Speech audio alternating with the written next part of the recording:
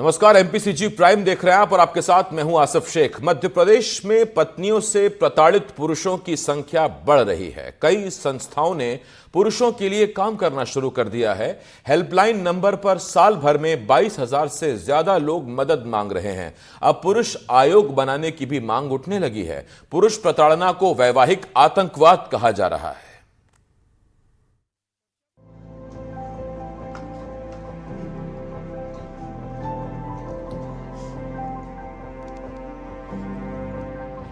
शादी, जिसे कभी गृहस्थी का सुख कहा जाता था, अब कई पुरुषों के लिए वैवाहिक कुरुक्षेत्र बन चुकी है। इंजीनियर अतुल सुभाष की आत्महत्या ने चुप्पी की दीवार पर पहली दरार डाली। अब मध्य प्रदेश में भी पति रो रहे हैं, चुपके नहीं, खुलेआम। भोपाल के उमेश सलोनिया, शादी कर ली, सपने बोए, पत्नी को पढ़ाया, एमएससी करवाई। पढ़ाई होते ही आरोप लगाया कि पत्नी 8 महीने तक गायब रही। शिकायत करने थाने गए तो उन पर ही मारपीट और दहेज प्रताड़ना का आरोप लगा। मेरा जीवन खराब हुआ है, लेकिन मैं उन लोगों को सज़ा दिलाऊंगा। यदि सज़ा नहीं दिलाएंगे तो मेरे ऊपर आखिरी ऑप्शन जो अतुल सुभाष और नितिन और भी जो लोग आए हैं, हम लोग क्या करें। कानून हमारे साइड नहीं है, अपराधियों के साइड है। आज हमारे पास हमारा घर बचाने के लिए कोई ऐसी धारा नहीं है। आज एक आदमी कहते कमाने बाहर जाता है, अपनी फैमिली को किसके भरोसे? कानून के भरोसे। क्या यदि होगा तो वो हमारा साथ देगा, लेकिन यहाँ तो कानून ही गलत है। आफ्ताब अली, कभी आंखें थी ही नहीं, फिर भी मारपीट का आरोप लगा। सरकारी नौकरी मिली तो पत्नी ने सपनों के बैंक से फिक्स डिपॉजिट मांग लिया। कहते हैं पत्नी परिवार से अलग रहने का दबाव बनाने लगी। बात नहीं बनी तो मायके चली गई। यूपी के रहने वाले हैं, लेकिन मायके वालों ने गुजरात के 2 अलग अलग शहरों में एफआईआर करवा दी। अलीगढ़ में भी मामला दर्ज हुआ। आफ्ताब भागते रहे, कानून की छड़ी देखते रहे। बेटी 7 महीने की थी तभी बीवी साथ ले गई, आज तक मिल नहीं पाए हैं। इलाहाबाद हाईकोर्ट में केस चल रहा है, लेकिन अदालत से हर महीने किस्त में दर्द मिलता रहा। अलग रहने के लिए दबाव बनाया जाता था स्टार्टिंग से ही, शुरू से ही, और लेकिन जब मैं उसके लिए तैयार नहीं हुआ तो इसके बदले में मेरे को ये मुकदमे लगा दिए गए। 2019 से लेके अब तक परेशान हैं और लगातार अभी तक को हमारे पे कोई सुनवाई नहीं, जबकि उनके पास कोई प्रमाण नहीं है। बिना किसी प्रमाण के ही उन्होंने सिर्फ आवेदन दिया है और उसके बदले में मुझे ये सब चीज़ें फेस करनी पड़ रही है। वाल्मीकि अहीरे, शादी के 9वें दिन पिता को खोया, घर की छत संभाली, लेकिन पत्नी को ये मंजूर नहीं था। छोटी छोटी बात पर लड़ाइयां, मां को वृद्धाश्रम भेजने की मांग, ना मानी तो झूठे केसों की झड़ी का फरमान। आज 27,000 की नौकरी में 18,000 पत्नी के खाते में जाता है। बाकी बचे पैसे से वाल्मीकि किश्तों में खुद को जिंदा रखते हैं। बीच बीच में उनके परिवार को मैंने मैसेज द्वारा जानकारी दी, मौखिक भी कहा कि भैया उनको भेज दो, लेकिन किसी ने एक ने नहीं सुनी। और ऊपर से उनकी मम्मी कहती कि अगर इनकी मदर एक्सपायर हो जाएगी तो हम अपनी लड़की को भेज देंगे। तो फिर मैंने तलाक के लिए अर्जी लगाई थी कोर्ट में। जब दुख बांटने वाले नहीं मिले तो भाई बनाना पड़ा, संस्था नहीं मजबूरी का नाम। भोपाल में पुरुषों के लिए हेल्पलाइन खुली। फोन पर हर महीने 2,000 पुकारें आती हैं और हर पुकार में टूटी हुई हंसी, घुटी हुई चीखें। संस्था को साल भर में 22,000 शिकायतें मिली हैं। 46 पुरुषों को आत्महत्या से बचाया गया। हर महीने 2,000 प्रताड़ित मदद मांगते हैं। 2014 से अब तक 4,08,862 शिकायतें मिली हैं। हेल्पलाइन नंबर है 888-2498-498।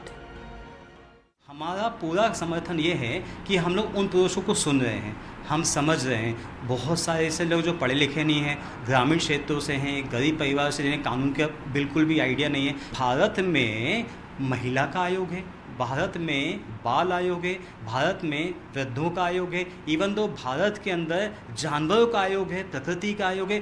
पुरुष आयोग की बात क्यों नहीं की जा रही है?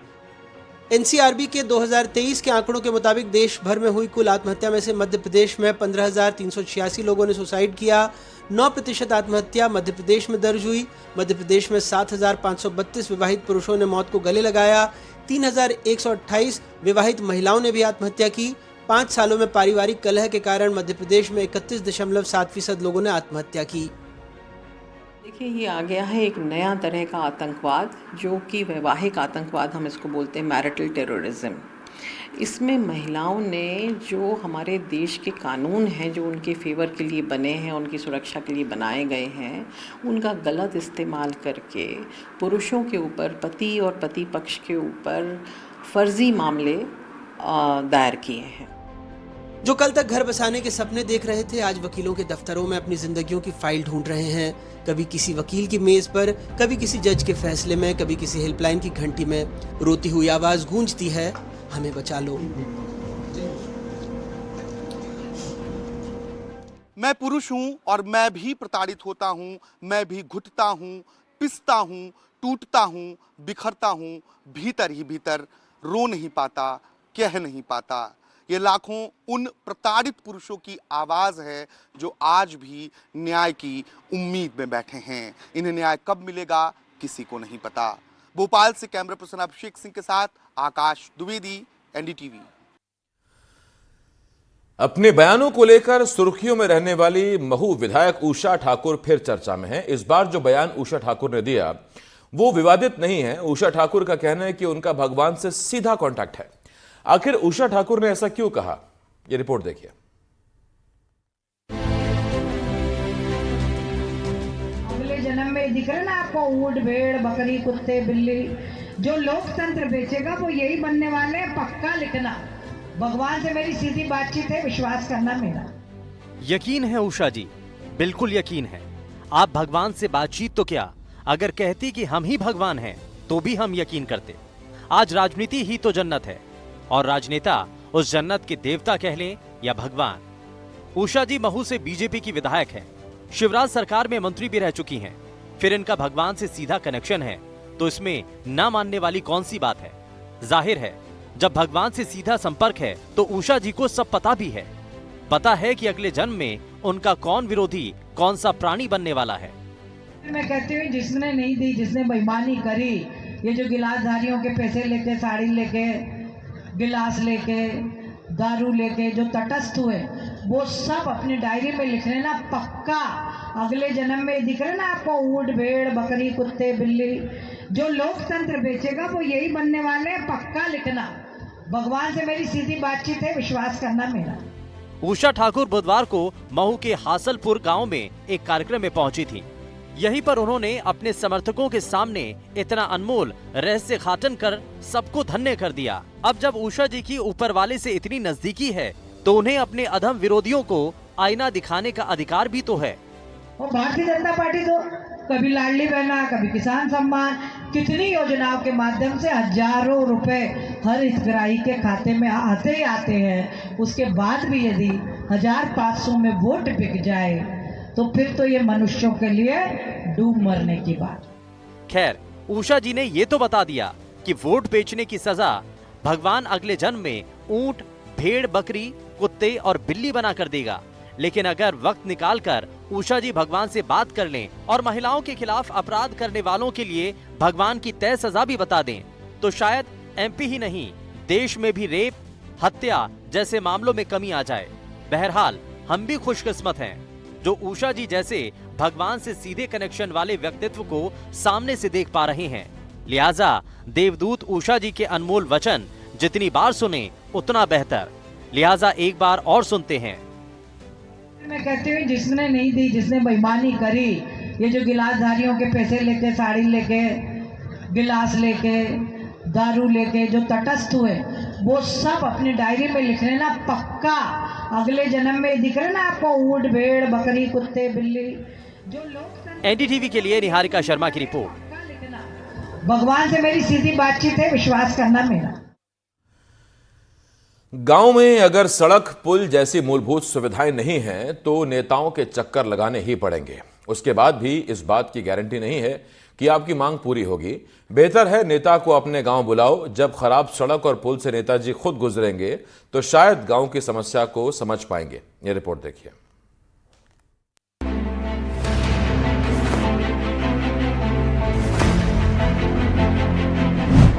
सांसद जी की गाड़ी जब नदी में फंसी तो उन्हें एहसास हुआ कि यहाँ पुल होना चाहिए।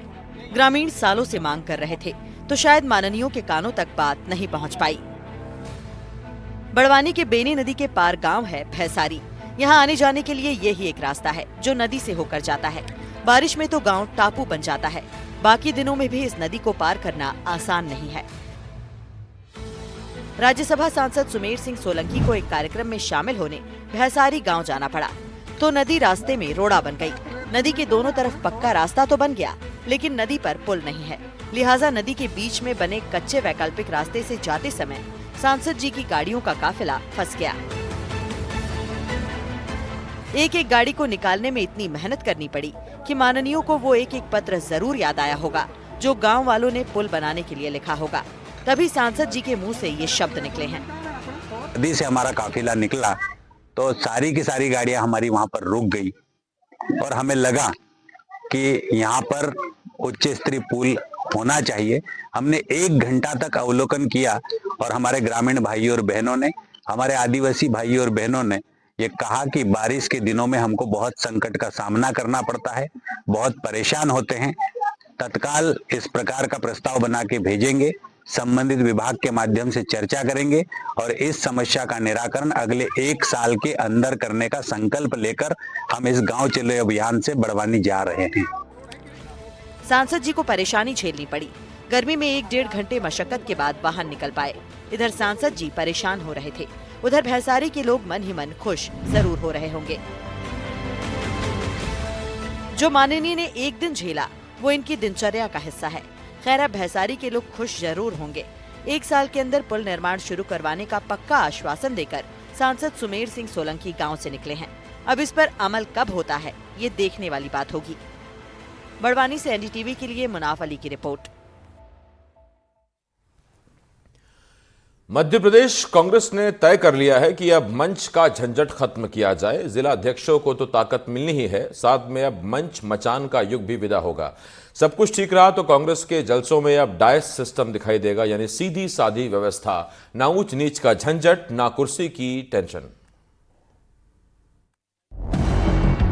भविष्य नौजवानों का है। ये कहा था कि नहीं कहा था? तो समय पर जगाने के लिए यहाँ उपस्थित हुए। जिस कांग्रेस ने वक्त है बदलाव का नारा देकर कभी सत्ता की सीढ़ी चढ़ने की कोशिश की, वही अब खुद को संभालने के लिए अपनी पुरानी आदतें बदलने पर मजबूर हो गई है। सियासत में मंच एक नशा रहा है, हर नेता को मंच चाहिए। भोपाल में पिछले 3 महीनों में कांग्रेस ने 2 बड़े आंदोलन किए। पहला आयोजन स्मार्ट सिटी रोड के चौराहे पर विधानसभा घेराव वाला। नेतागण इतने उमड़े कि मंच को 3 मंजिला बनाना पड़ा, जैसे तैसे मंच टिक गया। दूसरा जलसा रंगमहल चौराहे पर हुआ। भीड़ ऐसी कि मंच बुरी तरह धड़ाम। राजीव सिंह, मानक अग्रवाल, महेंद्र सिंह चौहान और संतोष कंसाना, सब नेताजी लोग मंच से गिर पड़े, घायल हुए। अब हालत यह है कि मंचों के खिलाफ कांग्रेस में खुद नेताओं ने बगावत कर दी है। मंच पे कौन बैठे कौन नहीं बैठे, इसका एक प्रोटोकॉल, एक गाइडलाइन जनरली होती है। बीच बीच में कई बार ये उस तरीके से पालन नहीं हो पा रहा है जिस तरीके से होना चाहिए, लेकिन पार्टी जब निर्णय करेगी तो सब लोग उसका पालन करेंगे। ये अलग अलग समय की बातें हैं, जब जैसी मांग आती है, जैसा सबकी समझ बनती है और सामूहिक रूप से सब जो निर्णय करते हैं वैसा पालन होता है। डायस लगा के भी हो सकता है और बगैर डायस से भी कार्यक्रम हो जाता है। पार्टी के इस नए प्रयोग पर कार्यकर्ता अलग अलग व्याख्या कर रहे हैं। कुछ को इसमें अनुशासन की सुगंध आ रही है, कुछ को घुटन। उधर बीजेपी वालों के मुंह में पानी भर आया है, वो तो कांग्रेस को देखकर अनुशासन पर व्याख्यान झाड़ने लगे हैं।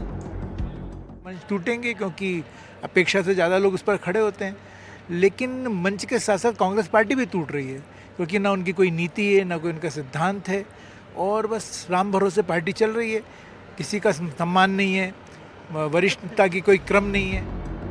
अब हर कार्यक्रम में महात्मा गांधी और डॉक्टर भीमराव अंबेडकर की फोटो अनिवार्य होगी। शुरुआत होगी वंदे मातरम से और समापन जन गण मन के साथ। जिला स्तरीय कार्यक्रम में मंच होगा 12 बाई 12 फीट का और 3 फीट ऊंचा। बीच में एक डायस होगा, उसी से नेता भाषण देंगे और फिर नीचे उतरकर कार्यकर्ताओं के साथ जमीन पर बैठेंगे। सबसे ऊपर राहुल गांधी की फोटो, साथ में 3 राष्ट्रीय नेता, 2 पूर्व मुख्यमंत्री, 2 पूर्व पीसीसी चीफ, पूर्व नेता प्रतिपक्ष, सांसद, राष्ट्रीय सचिव की तस्वीरें। नीचे की पंक्ति में जिला अध्यक्ष, जिला प्रभारी, सह प्रभारी, सेवा दल, युवा कांग्रेस, एनएसयूआई, महिला कांग्रेस, सोशल मीडिया प्रमुख की तस्वीरें।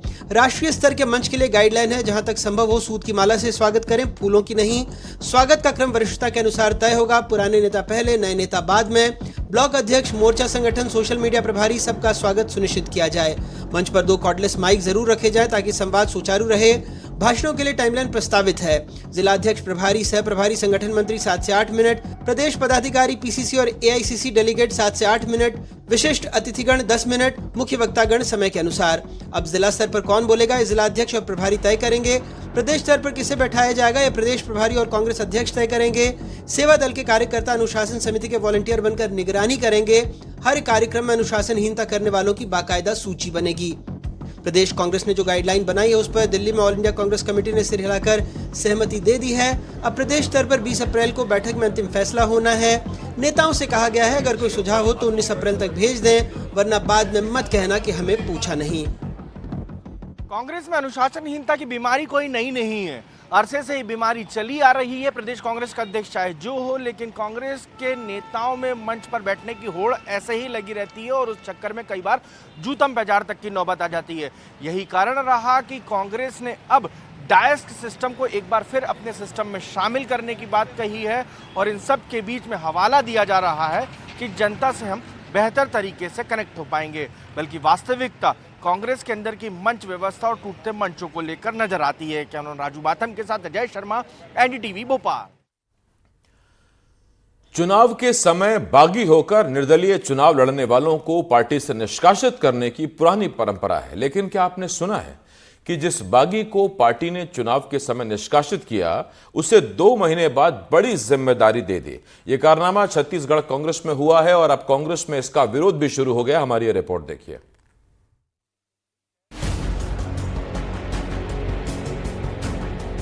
छत्तीसगढ़ में विधानसभा, लोकसभा और फिर नगरीय निकाय चुनाव में कांग्रेस को करारी हार मिलने के बाद भी कांग्रेस के अंदर गुटबाजी खत्म नहीं हो रही। हाल ही में निगम चुनाव में बागी होकर कांग्रेस प्रत्याशी को चुनाव हराने वाले आकाश तिवारी को कांग्रेस ने रायपुर नगर निगम का नेता प्रतिपक्ष बना दिया। इसकी जानकारी मौजूदा रायपुर निगम के नेता प्रतिपक्ष संदीप साहू को नहीं दी गई। संदीप साहू ने पार्टी के इस फैसले को तानाशाही वाला बताया और पार्षदों के साथ होने का दावा करते हुए पद छोड़ने से इनकार कर दिया है। देखिए, कांग्रेस पार्टी ने पूरी सब मीटिंग करके जितने भी छाया विधायक हैं उनको बुलाकर चारों विधानसभा से, और हम लोग जो 7 पार्षद जीत के आए थे सबको बुलाकर एक 1 बाय 1 चर्चा किए और सर्वसम्मति से मुझे चुना गया। लेकिन परसों एक रात को एक पत्र के माध्यम से पता चलता है कि मुझे नेता प्रतिपक्ष की जगह आकाश तिवारी दिया गया है। देखिए, कांग्रेस पार्टी क्या कर रही क्या नहीं कर, मुझसे हमको तो कोई सूचना मिली नहीं। अगर किसी निर्दलीय बनाया जाता है तो ये तो गलत है। हम 7 पार्षद क्या काबिलियत हमके नहीं है क्या कि हम नहीं बन सकते? सब में काबिलियत है सबको। या तो हम अगर संदीप साहू में कोई दिक्कत है तो 7 पार्षद और हैं, आप बनाइए, उनको बनाइए, नेता प्रतिपक्ष बनाइए, उपनेता बनाइए। लेकिन ये जो कांग्रेस पार्टी जो किसी ने निर्णय लिया है, मेरे ख्याल तानाशाही रवैया है। कांग्रेस के इस फैसले से बीजेपी के हाथ फिर एक मुद्दा लग गया है। बीजेपी ने इस फैसले पर चुटकी लेते हुए कहा कि कांग्रेस में राहुल गांधी की बात कोई नहीं सुनता। जिला अध्यक्ष ने जिसे नेता प्रतिपक्ष बनाया उसे कांग्रेस महामंत्री ने हटा दिया। बीजेपी ने इसे साहू समाज का अपमान बताया है। कांग्रेस पार्टी ने गुजरात में अधिवेशन किया और उसके बाद उन्होंने राहुल गांधी जी का बयान आया कि कांग्रेस के जिला अध्यक्षों को जो है वो पावर दिया जाएगा। लेकिन रायपुर शहर में आप देखेंगे, छत्तीसगढ़ की राजधानी है, यहाँ पर नगर निगम में जब नेता प्रतिपक्ष की बात आती है तो कांग्रेस के जिला अध्यक्ष ने जो पत्र जारी किया था उसको यहाँ के कांग्रेस के प्रदेश के महामंत्री जो हैं वो बदल देते हैं और साहू समाज के संदीप साहू को नेता प्रतिपक्ष पद से हटा करके और एक निर्दलीय चुनाव लड़े व्यक्ति को बना दिया गया है। कहीं ना कहीं कांग्रेस पार्टी हमेशा से ओबीसी समाज और विशेषकर साहू समाज का अपमान करती आई है और ये बहुत ही निंदनीय। भारतीय जनता पार्टी इसकी कड़ी निंदा करती है। हालांकि फैसले को लेकर कांग्रेस ने बयान भी जारी किया है। कांग्रेस मीडिया चेयरमैन ने इसे पार्टी का सोचा समझा फैसला बताया। किसी को हटाया नहीं गया है। पार्टी ने पर्यवेक्षकों को भेज के वहां पर राय शुमारी करके पूरे सभी 10 निगमों में नेता प्रतिपक्ष के लिए नामांकित किया है। और इसके पहले चूंकि रायपुर में सामान्य सभा थी तो वहाँ पे एक वैकल्पिक व्यवस्था की गई थी, किसी को हटाया नहीं गया। निगम चुनाव में कांग्रेस से बगावत करके कांग्रेस के ही पार्षद प्रत्याशी को हराने वाले आकाश तिवारी को कांग्रेस ने रायपुर नगर निगम का नेता प्रतिपक्ष बनाया, जिसके बाद से कांग्रेस के अंदर घमासान मचा हुआ है और कांग्रेस के कार्यकर्ता निराश हैं। कांग्रेस के कार्यकर्ता कह रहे हैं कि जिसने बगावत की उसे इनाम दिया गया है। हालांकि संगठन इसे डैमेज कंट्रोल करने की कोशिश कर रहा है। उसका कहना है कि संगठन ने सोच समझ के फैसला लिया है। अब देखना ये होगा कि कांग्रेस के इस फैसले से कांग्रेस को कितना फायदा होता है। कैमरा पर्सन प्रवीण साहू के साथ जुल्फिकार अली, एनडीटीवी। नक्सलियों पर सुरक्षा बलों का दबाव बढ़ता जा रहा है। हफ्ते दर हफ्ते सामने आ रहे शांति वार्ता के पत्र, थोक बंद सरेंडर और बस्तर के दूर दराज के जंगलों में गूंजती गोलियां इसका प्रमाण है। नक्सलियों ने फिर सरकार से शांति वार्ता के लिए एक पत्र जारी किया है। यह रिपोर्ट देखिए।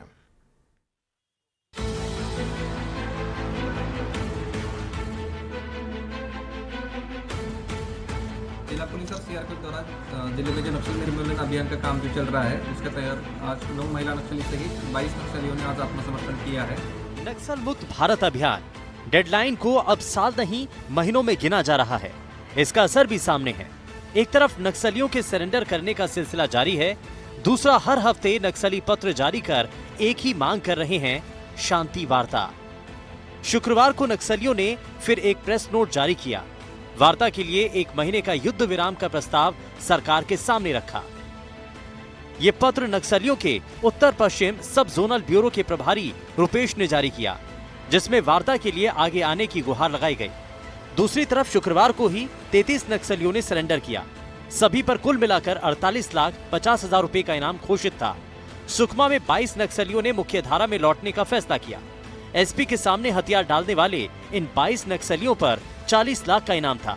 सरेंडर करने वाले नक्सलियों को सरकार की योजना के तहत प्रोत्साहन राशि भी दी गई। 18 अप्रैल 2025 को कुल 22 नक्सली आत्मसमर्पण कर रहे हैं, जिसमें 13 पुरुष और 9 महिला नक्सली है। इनमें से 2 नक्सली 8-8 लाख रुपए के इनामी हैं, 2 नक्सली 5-5 लाख रुपए के, इसके अलावा 2 लाख रुपए, 1 लाख रुपए और अन्य अलग अलग इनाम के रिवार्डी हैं। सरकार की जो पुनर्वास नीति है नक्सल्स के लिए, उससे प्रभावित होकर नक्सल धीरे धीरे आत्मसमर्पण की ओर बढ़ रहे हैं, समाज की मुख्य धारा में वापस शामिल हो रहे हैं। तो आज जिन 22 नक्सलियों ने आत्मसमर्पण किया है, हम उनका समाज की मुख्य धारा में, राष्ट्र की मुख्य धारा में स्वागत करते हैं। नक्सल मुक्त भारत बनाने की दिशा में बढ़ रहे कदमों के बीच सुकमा से एक अच्छी और खबर आई। सुकमा की बड़े सत्ती पंचायत छत्तीसगढ़ की पहली नक्सल मुक्त पंचायत बन गई है। बड़े सत्ती पंचायत की 11 नक्सलियों ने पुलिस के सामने सरेंडर कर दिया। इन पर कुल 8,50,000 रुपए का इनाम घोषित था। सुकमा से एनडीटीवी के लिए सलीम शेख की रिपोर्ट।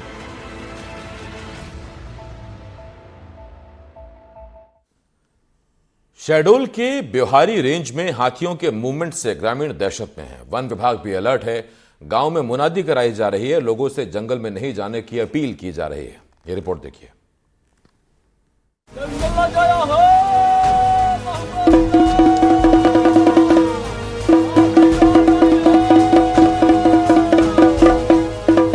शहडोल के ब्योहारी रेंज के गांव में इन दिनों वन विभाग की टीम ऐसे ही मुनादी करवा रही है, क्योंकि ब्योहारी रेंज में इन दिनों हाथियों का मूवमेंट है।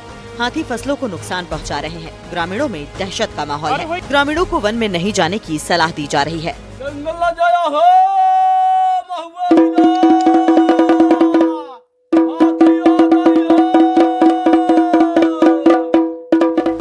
ब्योहारी रेंज में वन विभाग की टीम दिन रात हाथियों के मूवमेंट पर नजर रख रही है। मुनादी के पारंपरिक तरीकों के अलावा पुलिस और वन विभाग की टीम भी गांव में जा जाकर लोगों को अलर्ट कर रही है। वन विभाग के द्वारा कई बार दिया गया है, आज भी आप लोगों को सूचित किया जाता है कि अभी भी हाथी का मूवमेंट आपके ही क्षेत्र में विचरण कर रहे हैं। अतः आप किसी भी प्रकार के अगर कोई मैरा में अगर जाते हैं तो बिल्कुल न जाए, अपने घर पे ही रहें। और गाय चराने सुबह बिल्कुल भोर में जो चल देते हैं 6 बजे, बिल्कुल न जाएं। और महुआ बीनने के लिए तो विशेष रूप से आजकल चल ही रहा है ना। तो महुआ बीनने सुबह भोर में बिल्कुल न जाए, जब दिन निकल आए तभी जाएं, क्योंकि हाथी जो है रात में तो बिल्कुल ही महुआ बीनने के लिए ही ना जाएं, क्योंकि हाथी महुआ के सुगंध में उस महुआ के पेड़ के नीचे ही जाते हैं। और कम से कम 19 से 20 नग हाथी आपके ही जंगल क्षेत्र में लगातार मूवमेंट है। तो आप बिल्कुल इस बात का वन विभाग के द्वारा कई बार इस बात की सूचना दी गई है। बताया जा रहा है कि करीब 19 हाथी ब्योहारी रेंज में घूम रहे हैं और फसलों को बर्बाद कर रहे हैं। नुकसानी तो काफ़ी है, लेकिन अब ये है कि क्योंकि ये राजस्व विभाग करता है तो उनको समय पे उनका मुआवजा मिल जाए, उसके लिए हम वहाँ के एसडीएम और तहसीलदार से सतत कांटेक्ट में रहते हैं कि उन लोगों को कम से कम आर्थिक उनका नुकसानी ना हो। कितने ऐसे प्रकरण हम लोग नहीं भेजते हैं, प्रकरण राजस्व विभाग ही बनाता है। लेकिन क्योंकि आप जानते हैं कि सरकारी कार्यालयों में वैसे भी बहुत काम होते हैं, तो वो प्रायोरिटी पे किए जाएं। अभी वहाँ मैडम है सीएम, उनसे संपर्क में रहते हैं, तो ये है कि उनको उनका मुआवजा तत्काल मिले या जल्द से जल्द मिले, तो हमारा डिपार्टमेंट उसमें कोऑर्डिनेशन कर रहा है। ब्यौहारी रेंज में पिछले 1 महीने से हाथियों का मूवमेंट है। इस इलाके में पिछले कुछ सालों में जंगली जानवरों के हमलों के कई मामले सामने आए हैं। ऐसे में फिर इस तरह की घटनाएं न हो, इसलिए ग्रामीणों को लगातार अलर्ट किया जा रहा है। शहडोल से एनडीटीवी के लिए विनय तिवारी की रिपोर्ट।